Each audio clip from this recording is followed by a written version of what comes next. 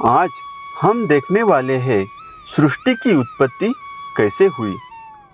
ब्रह्मा जी बोले, नारद, शब्द आदि पंचभूतों द्वारा पंचकरण करके उनके स्थूल आकाश, वायु, अग्नि, जल और पृथ्वी, पर्वत, समुद्र, वृक्ष और कला आदि से युगों और कालों की मैंने रचना की तथा और भी कई पदार्थ मैंने बनाए। उत्पत्ति और विनाश वाले पदार्थों का भी मैंने निर्माण किया है, परंतु जब इससे भी मुझे संतोष नहीं हुआ तो मैंने माँ अम्बा सहित भगवान शिव का ध्यान करके सृष्टि के अन्य पदार्थों की रचना की और अपने नेत्रों से मरीच को, हृदय से भृगु को, सिर से अंगिरा को, कान से मुनि श्रेष्ठ पुलह को, उदान से पुलच्छ को, समान से वरिष्ठ को, अपान से क्रतु को, दोनों कानों से अत्रि को, प्राण से दक्ष को और गोद से तुमको, छाया से कर्दन मुनि को उत्पन्न किया। सब साधनाओं के साधन धर्म को भी मैंने अपने संकल्प से प्रकट किया। मुनिश्रेष्ठ, इस तरह साधकों की रचना करके महादेव जी की कृपा से मैंने अपने को कृतार्थ माना। मेरे संकल्प से उत्पन्न धर्म मेरी आज्ञा से मानव का रूप धारण कर साधन में लग गए। इसके उपरांत मैंने अपने शरीर के विभिन्न अंगों से देवता व असुरों के रूप में अनेक पुत्रों की रचना करके उन्हें विभिन्न शरीर प्रदान किए। तत्पश्चात भगवान शिव की प्रेरणा से मैं अपने शरीर को दो भागों में विभक्त कर दो रूपों वाला हो गया। मैं आधे शरीर से पुरुष व आधे से नारी हो गया। पुरुष स्वयंभू मनु नाम से प्रसिद्ध हुए एवं उच्च कोटि के साधक कहलाए। नारी रूप से शतरूपा नाम वाली योगिनी एवं परम तपस्विनी स्त्री उत्पन्न हुई।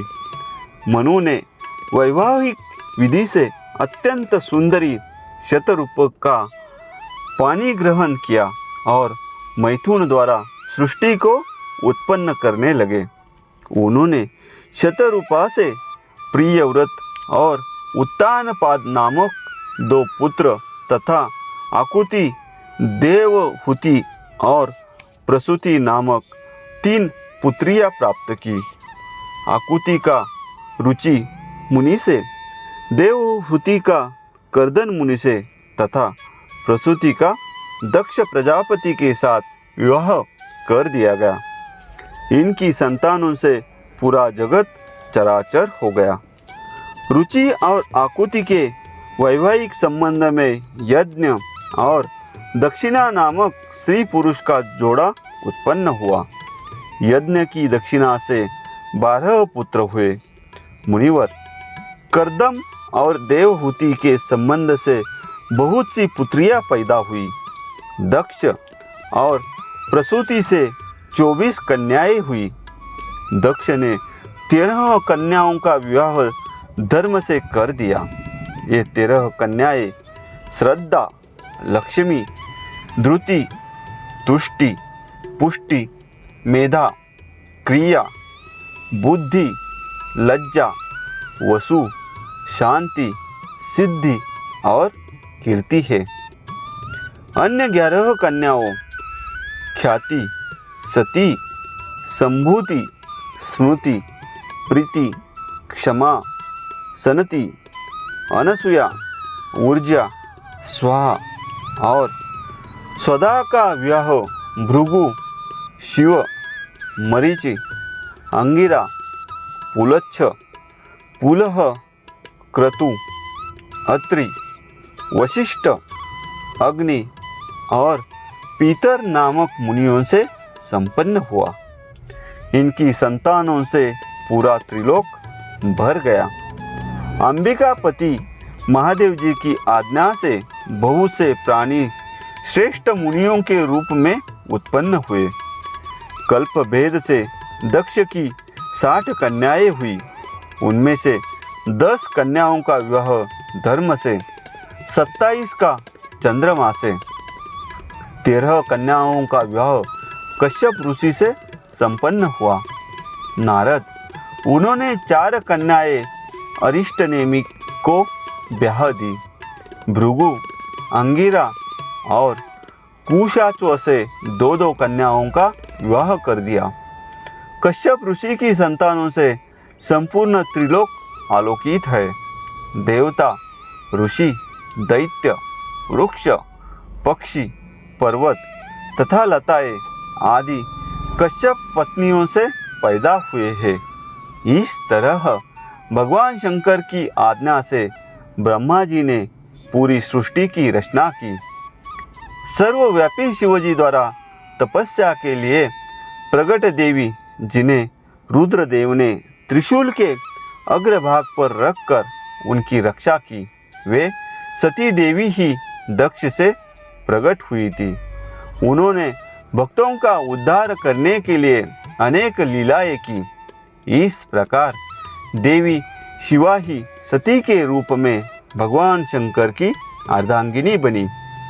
परंतु अपने पिता के यज्ञ में अपने पति का अपमान देखकर उन्होंने अपने शरीर को यज्ञ के अग्नि में भस्म कर दिया। देवताओं की प्रार्थना पर ही वे माँ सती पार्वती के रूप में प्रकट हुई और कठिन तपस्या करके उन्होंने पुनः भगवान भोलेनाथ को प्राप्त कर लिया। वे इस संसार में कालिका, चंडिका, भद्रा, चामुंडा, विजया, जया, जयंती, भद्रकाली, दुर्गा, भगवती, कामाख्या, कामदा, अम्बा, मृडानी और सर्वमंगला आदि अनेक नामों से पूजी जाती है। देवी के ये नाम भोग और मोक्ष को देने वाले हैं। मुनि नारद, इस प्रकार मैंने तुम्हें सृष्टि की उत्पत्ति की कथा सुनाई है। पूरा ब्रह्मांड भगवान शिव की आज्ञा से मेरे द्वारा रचा गया है।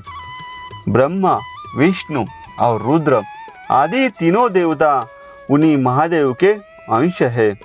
भगवान शिव निर्गुण और सगुण है। वे शिवलोक में शिवा के साथ निवास करते हैं।